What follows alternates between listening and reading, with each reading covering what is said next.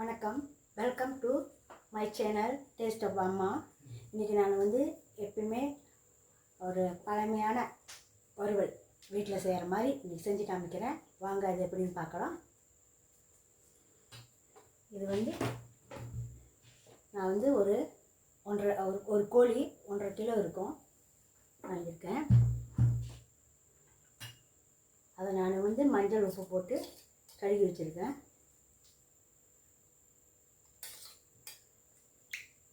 இதுக்கு 2 கரண்டி எண்ணெய் தேவையானது, அதை ஊற்றிருக்கேன்.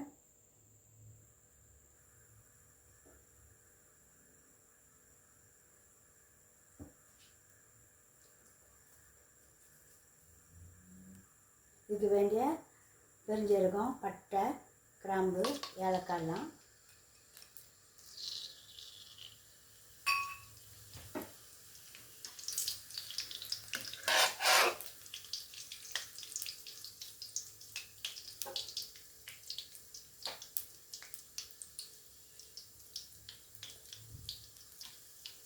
கொஞ்சம் காஞ்ச மிளகாய் சேர்த்துக்கலாம். எல்லாம் கருகணும், நல்லா ரொம்ப கருகக்கூடாது, அதாவது நல்லா கலவு மாதிரி இருக்கணும்.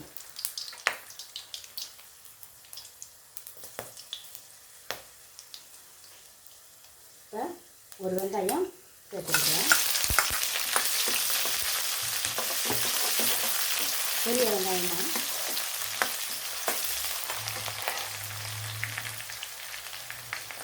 கொஞ்சம் உப்பு போட்டுக்கலாம்.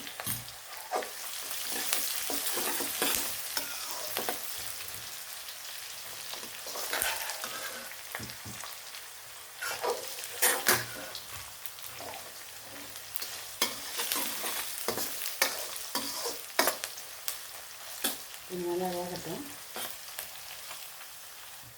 நான் 4 பல்லு பூண்டு, ஒரு சின்ன துண்டு இஞ்சி, பெருஞ்சீரகம், இது 3ஐயும் நான் இந்த மாதிரி இடித்து வச்சுருக்கேன். அதை நான் இதில் சேர்த்துக்கிறேன்.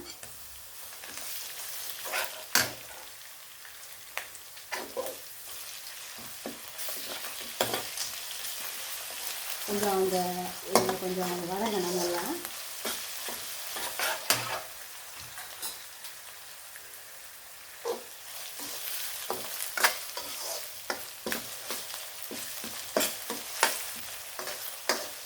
வாசனை வந்துடுச்சு, நல்லா இஞ்சி பூண்டு வாசனை நல்லா வந்துடுச்சு. இப்போ ஒரு சின்ன தக்காளி சேர்த்துக்கலாம். ரொம்ப சேர்க்கலாம், சேர்க்க வேண்டாம். ஒரு 1/2 தக்காளி பழமும் சேர்த்துக்கலாம், இல்லைன்னா ஒரு சின்ன தக்காளி சேர்த்துக்கோங்க. நல்லா வேகட்டும்.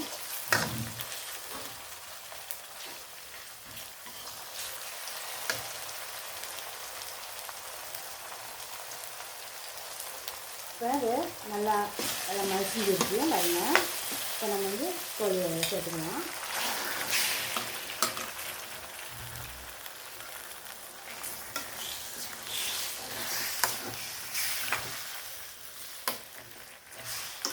இது ரொம்ப நல்லாயிருக்கும்.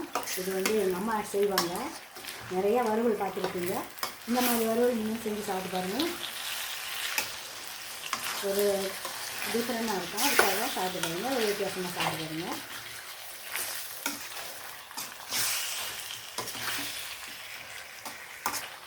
நல்லா கிளறி வச்சுட்டேன். இது கொஞ்சம் நேரம் மூடி வைப்போம். இது அப்படியே இதுலேயே வதங்கணும் நல்லா, அதுக்காக மூடி வைக்கிறேன்.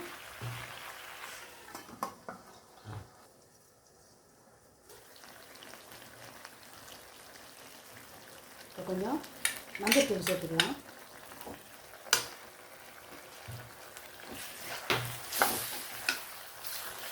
இப்போ பெரும்பாலும் இது எண்ணெயிலே வேக வைக்கணும். தேங்காய் பால் ஊற்றி எண்ணெயிலே வேக வைப்பாங்க. ரொம்ப டேஸ்ட்டாக இருக்கும் சாப்பிட்றதுக்கு. இது எங்கள் வீட்டில் செய்கிற மாதிரி நிறைய வறுவல் செய்யுங்க. இந்த மாதிரி செஞ்சு சாப்பிட்டு பாருங்க. எங்கள் வீட்டில் செஞ்ச வறுவலை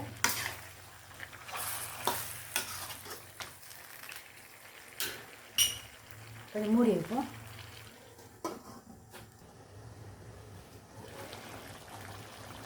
தண்ணியே சேர்க்கலை, ஆனால் இவ்வளோ தண்ணி வந்துருக்கு பாருங்கள்.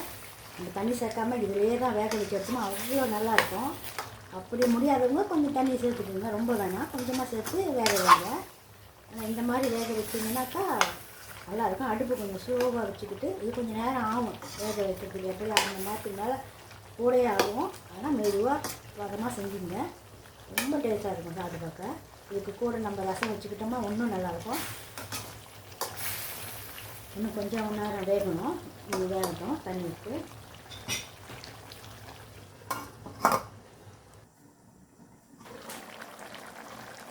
கொஞ்சம் கூட தண்ணி ஊற்றலை, எல்லாம் அந்த இதில் வந்தது தான் தண்ணி. இந்த மாதிரி தான் நீங்கள் வேக வைக்கணும். நான் இதை ஒரு பவுல் இல்லை தேங்காய் பாலை ஊற்றுறேன். இது ரொம்ப நல்லாயிருக்கும் சாப்பிட்றதுக்கு. அதுக்கு தான் தண்ணி ஊற்ற வேண்டாம்னு சொன்னேன். இந்த தேங்காய் பால் இது வேகணும். மூடி வச்சுருவோம், கொஞ்ச நேரம் வேகட்டும்.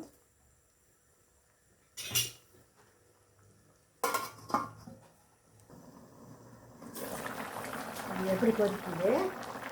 நீங்கள் வந்து ஆரம்பத்தில் கொஞ்சம் ஸ்லோவாக வச்சு செய்யணும். இப்போ தேங்காய் பால் ஊற்றின பிறகு நீங்கள் அடுப்பை கொஞ்சம் வேகமாக வச்சுக்கலாம். அப்போ தான் அந்த சிக்கன் நல்லா வேகும்.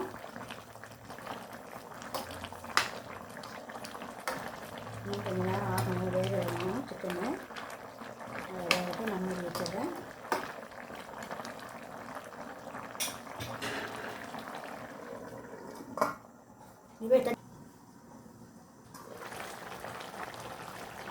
இப்போ வந்து நல்லா வெந்துருச்சு. இருந்தாலும் மீனை கொண்டு நம்ம மூடி வைக்க வேண்டாம்.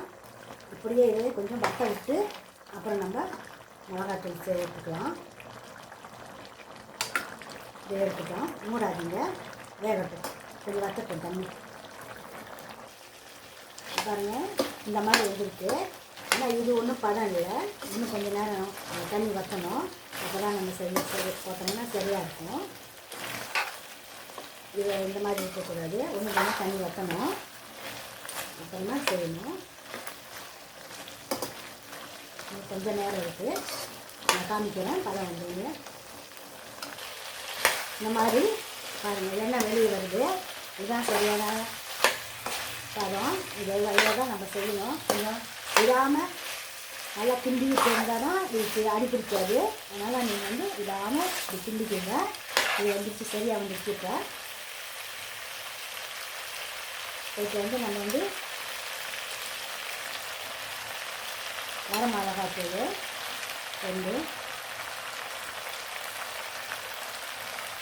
3 கரண்டி டேபிள் ஸ்பூனு சேர்த்துக்கலாம். அடுப்பு கொஞ்சம் ஸ்லோ பண்ணிக்கோங்க. இப்போ வைக்கும்போது அடுப்பு ஸ்லோவாக இருக்கணும், இல்லாட்டினா தீஞ்சிடும், பார்த்துக்கோங்க.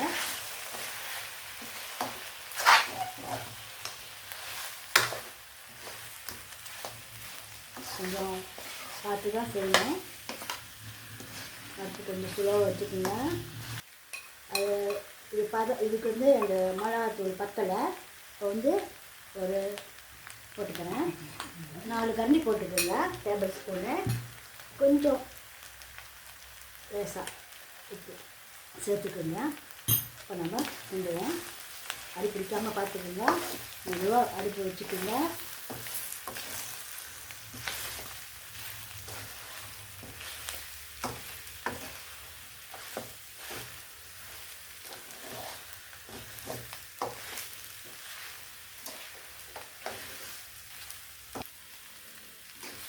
இதுக்கு தேவையான அளவு உப்பு சேர்த்துக்கோங்க. இதில் உப்பு சரியாக இருந்தால் தான் அந்த டேஸ்ட்டே உங்களுக்கு கிடைக்கும். நல்லா டேஸ்ட் பார்த்துக்கோங்க. இந்த மாதிரி எண்ணெய் வந்துடுச்சு, இதுதான் சரியானது. நம்ம இப்போ இந்த நேரத்தில் கொஞ்சம் கருப்பில் சேர்த்துக்கலாம். கருப்பில் கொத்தமல்லி சேர்த்துக்கலாம். கருப்பை நிப்பாட்டிங்க.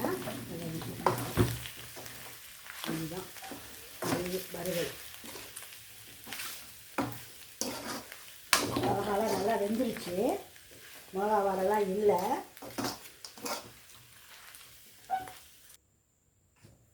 வறுவல் ரெடி.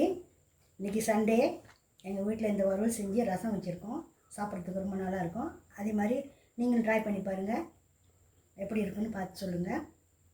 இந்த வறுவலில் வந்து நீங்கள் வந்து உப்பு கரெக்டாக போட்டுக்கோங்க. உப்பு கொஞ்சம் லேசாக குறைஞ்சிச்சினாலும் அந்த டேஸ்ட்டு கிடைக்காது. மிளகா போடும்போது லேசாக தூவிக்குங்க, நல்லாயிருக்கும். இந்த வீடியோ உங்களுக்கு பிடிச்சிருந்தா லைக் பண்ணுங்கள், ஷேர் பண்ணுங்கள், சப்ஸ்கிரைப் பண்ணுங்கள். இந்த வீடியோ பார்த்ததுக்கு ரொம்ப நன்றி.